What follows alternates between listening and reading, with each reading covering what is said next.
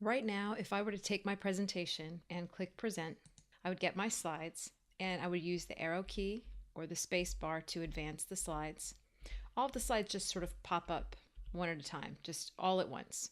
There are some things that I can do to change the way that the slides transition from one to the next and also the way that these different elements come up. For example, on this slide, instead of having all of this come up at once, I can set it up so that all of these bullets come up one at a time. Let's take a look at how you do that. I'm going to click on this text box and I'm going to right click and choose animate. Another way to get to that would be to go to the insert menu and choose animation from there. But I'll start with right clicking and going to animate. So I get a sidebar that opens up for animations and it's suggesting that I fade in this text box and that it happens when I click it. This is called the trigger. So this is what the animation is and this is the trigger that makes it happen. Let's go ahead and keep this the way it is and click present to see what happens. So the title comes up and then when I click the space bar, all of the bullets come in at once. But I want them all to come in separately. So I'm going to hit escape and I'm going to change that animation a little bit. I'll click on the animation and I'm going to click by paragraph. So let's hit present again. Now when I click the space bar, I get the first one and then the next one, and they only come in as I click. So that's how you get those things to come in. Now there are other types of animation. Instead of fading in, I could have them flying in from the right, for example. Let's see what that looks like. I'm going to click play this time because you can also watch the animation right in this screen. If I click play, it just shows you here. So when I press the space bar now, they fly in one at a time. These types of animations can get very annoying to your audience though, and so if you're going to use animations, don't choose things that are going to take too much time.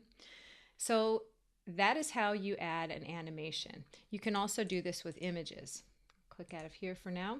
I could make this rug come in. Same way, I click to the right, choose animate, and maybe I could just have it fade in. Now, instead of the trigger being a click, sometimes I wouldn't necessarily want to have to click every time. I can also just change it to after previous. That means that it would fade in right after the last thing that came on the screen. If I play now, see that the screen comes up and it just comes right after that title. It was almost barely noticeable. So I'm going to click that again and I'm going to have it fade in a little bit slower and see if that looks any different. So now it comes in a little slower. I can animate more than one thing on the screen. If I wanted to have this title come in before this, I could add an animation to that and have it fade in. Maybe I'll have this also fade in after the previous. So what I have right now is I have the rug fading in first, and then I have the title fading in. Let's see what that looks like. I'll click present this time. Fades in very slowly, and then the title. Maybe I want to speed that up.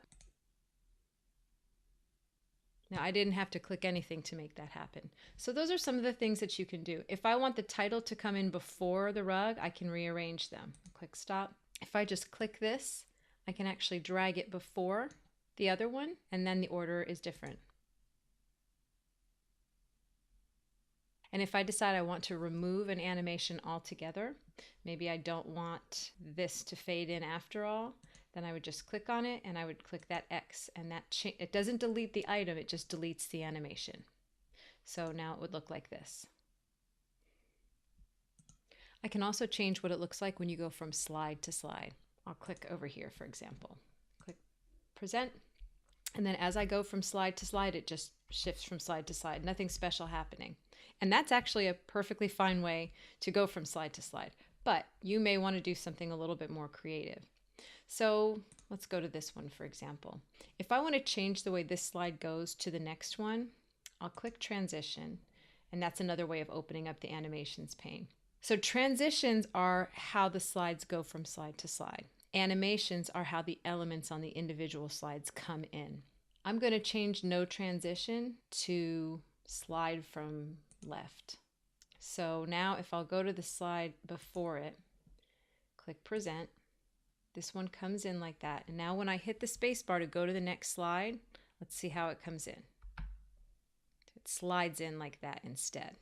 I could make it dissolve. Let's present that time. Go back one slide. Okay, so from here, when I switch to the next slide, this is what it looks like. It sort of dissolves in. You can sort of see both pictures at once. So whatever I choose to do, I could just give that transition to that slide, or I can click apply to all slides and then they will all come in that way.